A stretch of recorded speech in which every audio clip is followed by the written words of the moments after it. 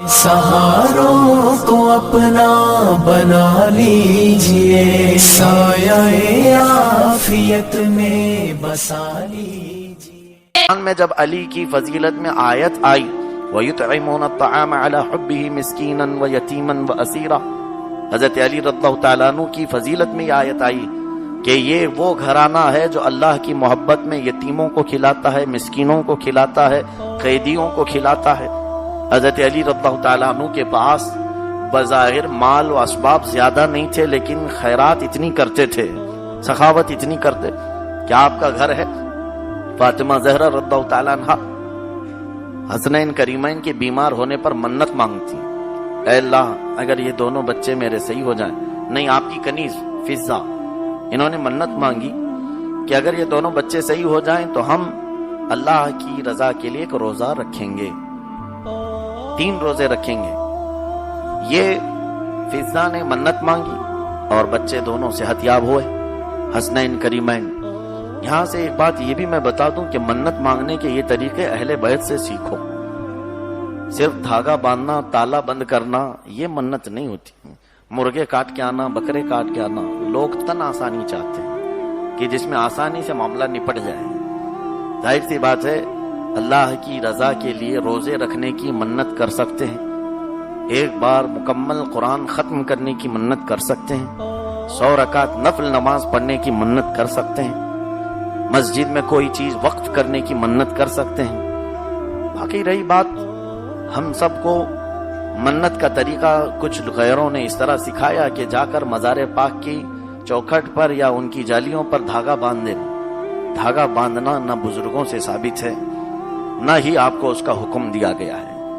आपको मन्नत का शरई तरीका यह है कि कोई ऐसा काम करें जिससे अल्लाह उसके रसूल राजी हो जाए।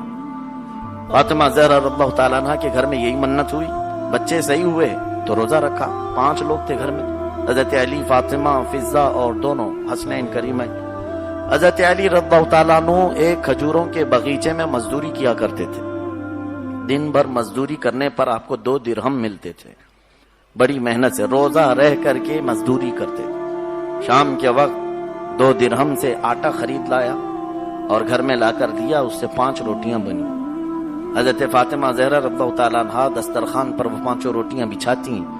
अचानक दरवाजे पर एक यतीम बच्चा, एक यतीम लड़का आवाज देने लगा, ऐ नबी के घर वालों, आपका घराना सखी है, लजपाल घराना, यतीमों की कफालत करने वाला, मैं बहुत भूखा हूँ, मुझे अपने दस्तरखान से भी कुछ खिला दो।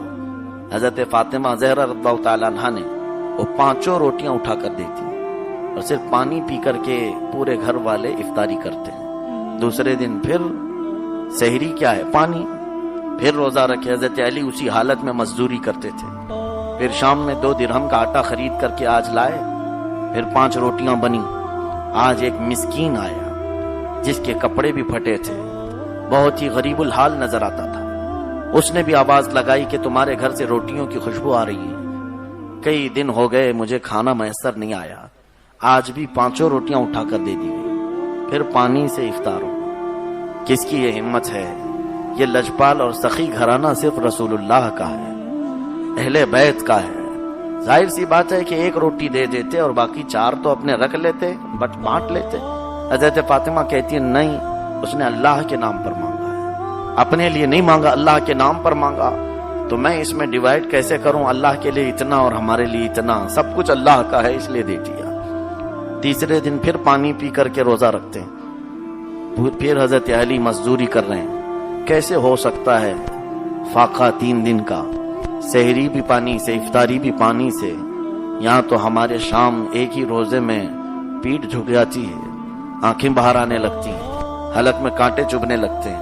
लेकिन वो मौला अली शेर खुदा रज़ियल्लाहु तआला 3 दिन की सख्त भूख के बाद भी एक बगीचे में खिदमत कर रहे हैं और मजदूरी मिली तो आज भी वो अपनी मजदूरी से आटा लेकर के आए। आज उनके घर के दरवाजे पर एक कैदी आया, असीर। उसने आवाज लगाई कि मैं जेल से छूट करके आया हूँ, मुझे कोई खिला नहीं रहा है, मुझे कहा गया है कि अगर ऐसी हालत में कोई खिला सकता है तो रसूलुल्लाह का घराना खिलाएगा, आप मुझे दे दें। आज भी 5 रोटियां उठाकर दे दी। अब क्या खाएं हैं? 3 दिन ऐसे गुजर गए थे। رات کے وقت میرے آقا صلی اللہ علیہ وسلم اپنے گھر میں داخل ہوئے، فاطمہ کو بلایا تو دیکھا حسنین کریمین ایک طاق میں دبکے ہوئے بیٹھے ہوئے ہیں، ایسے بیٹھے ہوئے ہیں کہ ان کی آنکھیں بند ہونے کے قریب ہیں۔ حضرت فاطمہ جھک گئی ہیں، پیٹ پیٹ سے لگ رہا ہے۔ فضا جو ان کی کنیز ہے کونے میں بیٹھی، حضرت علی رضی اللہ تعالیٰ عنہ کے جسم پر بھی کپ کپی تھی۔ حضور پاک صلی اللہ علیہ وسلم داخل ہوئے، پوچھا کیا حال ہے؟ کسی کا کچھ جواب نہیں آیا۔ پھر آپ نے پوچھا کیا حال ہے؟ حضرت فاطمہ کھڑی ہوئی قوت سے، شکایت نہیں کی یا رسول اللہ صلی اللہ علیہ وسلم ہم 3 دن سے بھوکے ہیں، نہ، بلکہ کہا الحمدللہ اللہ کا فضل و کرم ہے، سب ٹھیک ٹھاک ہیں، سب اچھے ہیں۔ حضور پاک صلی اللہ تعالیٰ علیہ وسلم ان کی حالت دیکھ رہے تھے اور وہ غیب داں نبی جانتے ہیں۔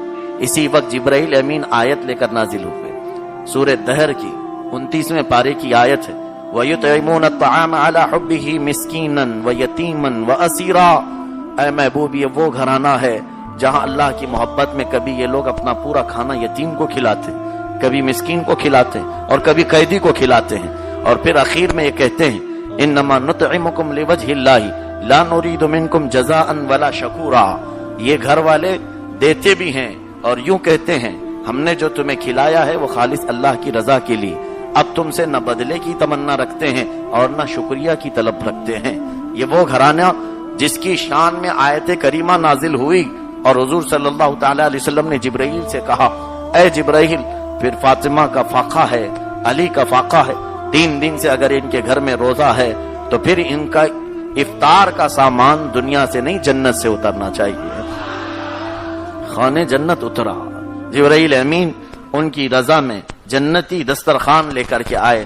یقیناً یہ گھر والے مجبور نہیں تھے، مختار تھے۔ اللہ عز و جل کی محبت میں کل لٹانا ان کی عادت کریمہ تھی، اور یہ نہیں دیکھتے کہ ہمارے گھر میں پھر کھانا آئے گا یا نہیں آئے گا، یہ یقین کامل تھا۔ اسی لیے تو اللہ تعالیٰ نے ان کی شان میں قرآن کی کئی آیتیں نازل فرمائی۔ عزیزان گرامی، یہ وہ گھرانہ ہے جس کے متعلق امام زمن نے فرمایا آتا ہے فقیروں پہ انہیں پیار کچھ ایسا، خود بھیک دیں اور خود کہیں منگتا کا بھلا ہو۔ یہاں ہم ایسے نہیں کہتے، کوئی اگر مانگنے آئے تو اس سے کہتے ہیں شکریہ تو بول، میں نے تجھے دیا ہے، ایسے ہی دبا کر جا رہا ہے، بلکہ یہ وہ گھرانہ ہے دینے کے بعد یہ کہتے ہیں اللہ تیرا اور بھلا کرے، دعا بھی یہ خود ہی دیتے ہیں۔ یہ وہ گھرانہ اہل بیت رسول صلی اللہ علیہ وسلم کا